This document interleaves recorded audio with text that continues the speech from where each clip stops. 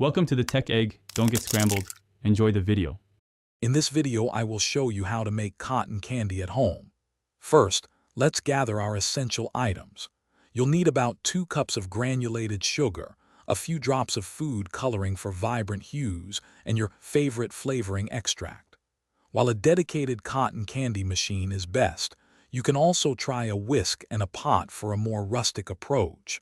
Don't forget your wooden sticks or paper cones for serving. Now for the fun part, spinning your cotton candy. If you're using a machine, simply add 1 or 2 spoonfuls of your flavored sugar into the central heating element. The machine will heat the sugar, melting it and then spinning it into fine, wispy threads. For the whisk method, heat your sugar in a pot until it forms a thick, sticky syrup. Then quickly dip and twirl your stick to catch the delicate strands. To achieve that perfect, airy fluff, here are some helpful tips. Always use dry, granulated sugar. Any moisture will prevent the sugar from spinning correctly.